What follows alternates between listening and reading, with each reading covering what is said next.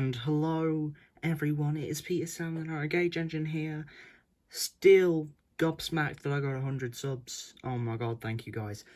But let's just not focus on that for now, because you're here for the content, not my gratitude.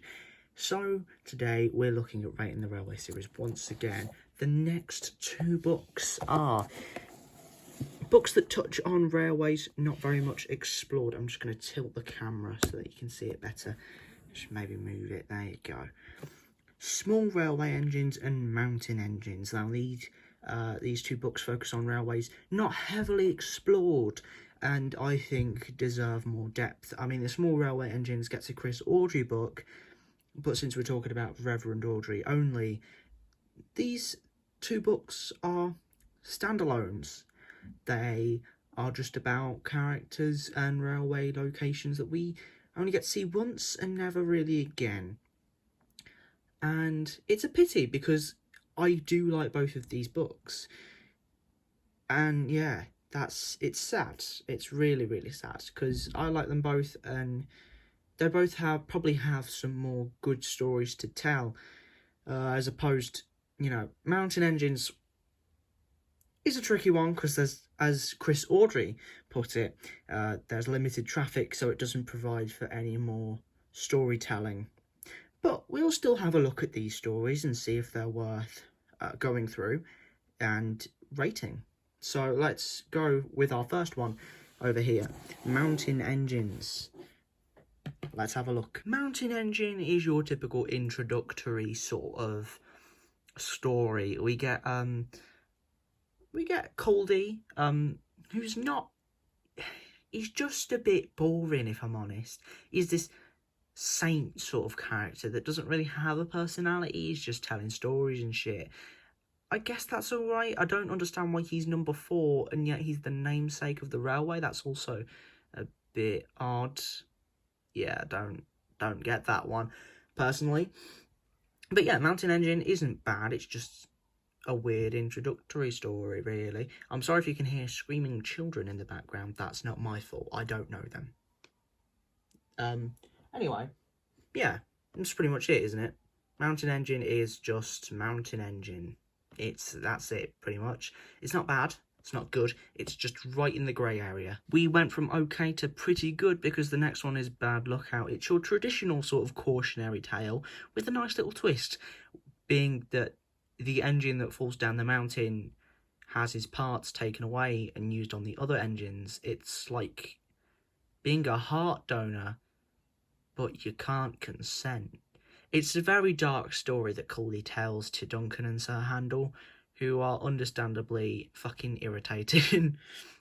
They're supposed to be like the bad engines, and they're supposed to be taught something here, which is, yeah, I'm pretty sure they are, but, considering that Renace and Scarlowe know that the story was all fake, it sort of lets you down, really, in a way. I mean, it could be fake. I just think there could have been a bit more animosity where that was concerned, a bit more mystery, whether the story was true or false or what have you.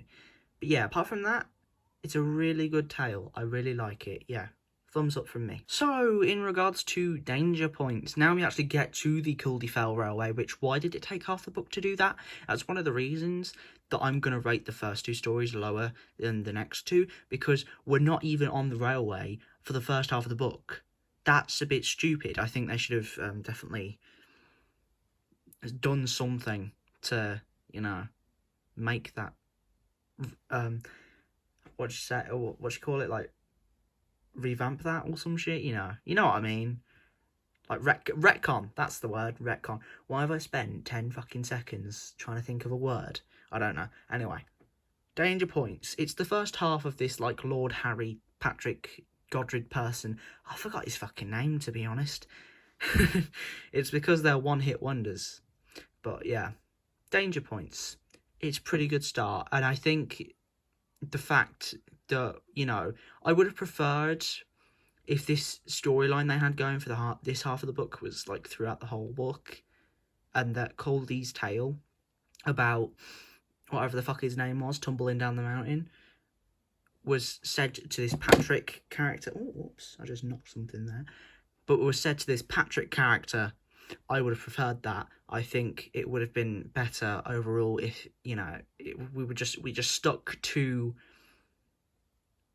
the railway. And you might say, well, you know, we need these characters to be familiar with.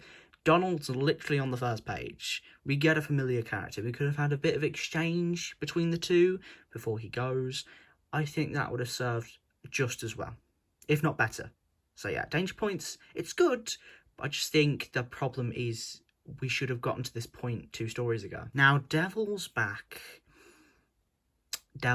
is just amazing. I think it's really, really good. I don't think it's a superb story or like one that breaks the confines of the universe, but I just think it's very good how they make Patrick a reasonable character. You know, they give him an arc basically, and in this story he gets to the end of his arc essentially, and he makes himself a good character, and he calls himself a new name, and everyone's happy clappy, fun times.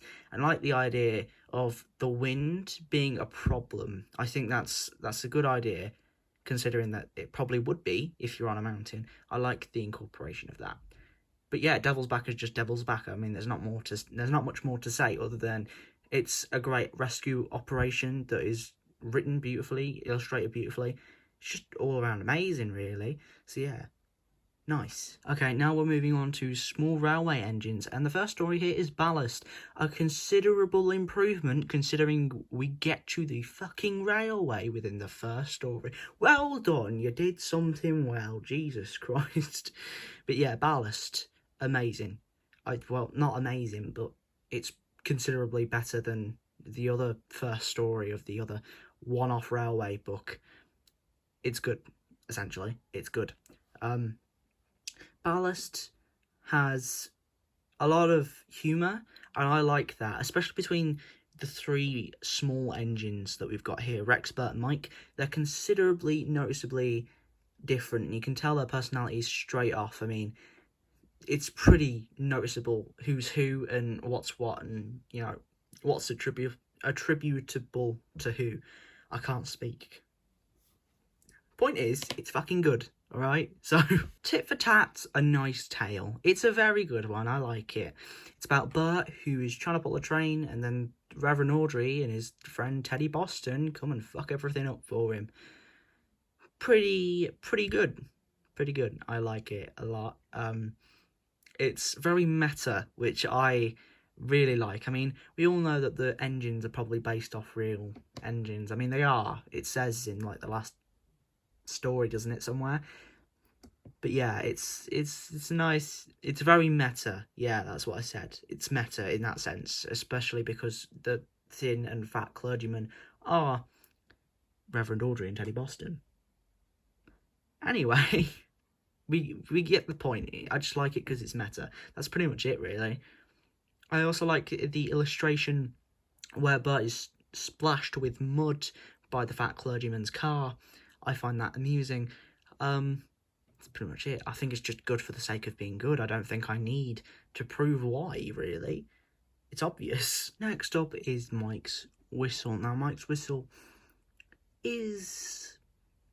I gotta be honest here, guys. Mike's Whistle is inferior in every way to Faulty Whistles. I feel like the gimmick in Faulty Whistles is stronger than with Mike's Whistle. You know, people just shouting as they go past, you being the whistle, essentially, the passengers being the whistle. That, I don't think that's as funny as the organ player being the whistle. I think it's more inventive, and I think it's more creative, and that's why I prefer it. Mike's Whistle itself, though, isn't bad. I just think it's less good than Tit for Tat. Does that make sense? I hope it does. But yeah, that's pretty much my opinion on Mike's Whistle. I don't really have one, if I'm honest. It's probably one of the few I don't have an opinion on. Yeah, so it's alright. Now, Useful Railway is another one I love. So it's another one I really like. I think it's very, very well done, in both visually, you know, with the crash and everything. I just think it's a very good send-off to the Arsdale engines. You know, Rex was really the one that sort of spoke to Duck. He was our sort of instigator for all of this in a sense. And to end with a story about him, I think is very poetic. Although I don't really like it, like they treat him like some sort of god. He's like, we're not worthy, you know, that sort of thing. Because while he might have been in the right, I think a story of Rex being in the wrong would be better. I think that would be more fun. That's just my opinion. Again, Useful Railway is just one I like for the sake of liking it. I've not really got much of a reasoning, I just do. So we've arrived at everyone's favourite part, the ratings. Let's start with Mountain Engines. With Mountain Engine, 2.5 out of 5. Bad Lookout, 3.5 out of 5. Danger Points and Devil's Back both scoring 4 out of 5, giving it a total of 7 out of 10. Small Railway Engines, Ballast gets a 3 out of 5. Tit for Tat gets a 4 out of 5. Mike's Whistle gets a 3.5 out of 5. Useful Railway gets a 4 out of 5, giving a total of 7.25 out of 10. So it's clear that Small Railway Engines has won by a slim margin. So don't discredit this one. It's still good. It's still one I like. It's still one I like to read. But Small Railway Engines beats it out, mainly because it doesn't take 2 stories to get to where we're supposed to be at. Important tidbit when you try to make a book about a little railway that you haven't seen before, don't take half the book getting there. That's the fun part. Anyway, yeah, just read them both. They're pretty much almost as good as one another, but this is also down to personal preference, so you might prefer this one. Who knows? Anyway, I've been Pete Sam, the Narrow Gauge Engine. You've been you. I'll see you guys later.